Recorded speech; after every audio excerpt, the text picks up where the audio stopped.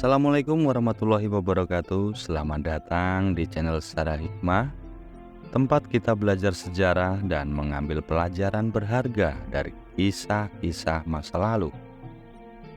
Pada kesempatan kali ini kita akan membahas tentang Gusti Nurul, seorang putri keraton Mangkunegaran yang pernah menari di hadapan Ratu Belanda dan membuatnya terpesona.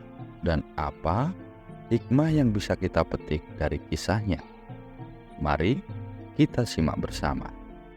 Gusti Nurul lahir pada 17 September 1921 di Surakarta sebagai putri tunggal dari Mangkunegara ke-7, penguasa keraton Mangkunegaran, dengan permaisurinya yakni Gusti Kanjeng Ratu Timur.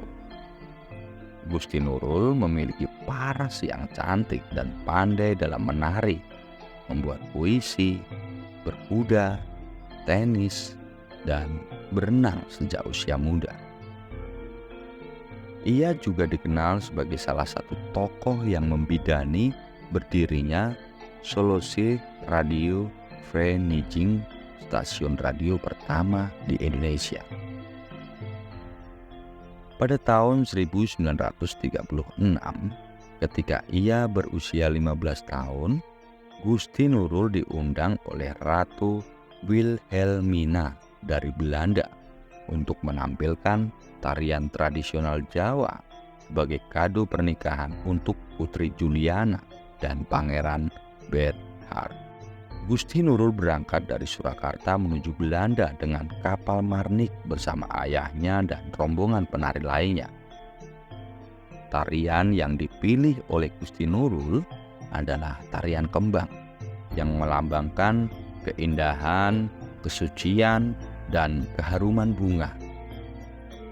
Tarian ini menggambarkan gerak-gerik seorang gadis yang sedang memetik bunga di taman, dengan busana berwarna merah dan kuning yang melambangkan keberanian dan kejayaan.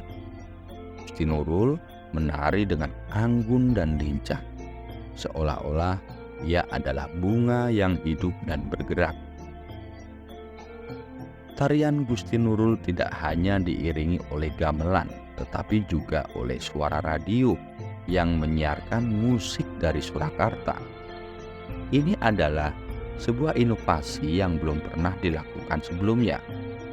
Dengan cara ini, Gusti Nurul ingin menunjukkan bahwa ia tidak hanya menari untuk Belanda, tetapi juga untuk tanah airnya yang jauh di sana. Tarian Gusti Nurul berhasil memukau para penonton, termasuk Ratu Wilhelmina dan keluarga kerajaan. Mereka terpesona oleh kecantikan, keanggunan, dan kecerdasan Gusti Nurul. Mereka memberikan tepuk tangan meriah dan pujian yang tinggi. Gusti Nurul pun merasa bangga dan senang karena ia telah membawa nama baik Keraton Mangkunegaran dan Indonesia di mata dunia. Kisah Gusti Nurul ini mengandung banyak hikmah yang bisa kita ambil. Pertama, kita bisa belajar dari Gusti Nurul tentang bagaimana menghormati dan mencintai budaya kita sendiri. Gusti Nurul tidak malu menampilkan tarian Jawa di hadapan orang-orang asing, bahkan di negeri penjajah. Ia justru bangga dan bersemangat karena ia ingin memperkenalkan dan mempromosikan budaya Indonesia kepada dunia. Ia juga ingin menyampaikan pesan bahwa Indonesia adalah bangsa yang beradab, berbudaya, dan berpotensi. Yang kedua, kita bisa belajar dari Gusti Nurul tentang bagaimana berinovasi dan kreatif dalam mengembangkan budaya kita. Gusti Nurul tidak hanya meniru tarian Jawa yang sudah ada, tetapi ia juga menciptakan sesuatu yang baru dan unik, yaitu menari dengan iringan radio dari Surakarta. Ini adalah sebuah terobosan yang luar biasa, karena ia bisa menggabungkan teknologi modern dengan tradisi klasik. Ia juga bisa menjalin komunikasi dan kerjasama dengan stasiun radio di tanah airnya, yang merupakan salah satu media informasi dan dakwah yang penting. Ketiga, kita bisa belajar dari Gusti Nurul tentang bagaimana bersikap sopan dan santun dalam berinteraksi dengan orang lain. Gusti Nurul tidak menunjukkan sikap sombong atau bermusuhan dengan orang-orang Belanda, meskipun kala itu mereka adalah penjajah yang telah banyak menyengsarakan rakyat Indonesia. Ia justru menunjukkan sikap hormat dan ramah, dan menerima undangan Ratu Wilhelmina dan memberikan tarian yang indah sebagai kado pernikahan.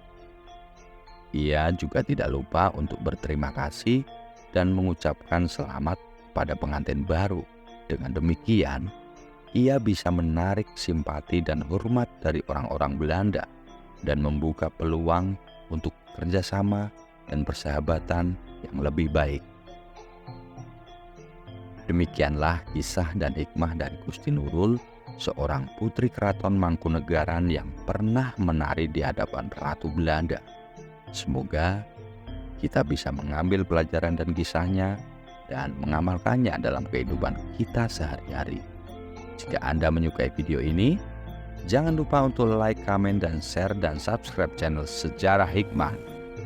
Wassalamualaikum warahmatullahi wabarakatuh.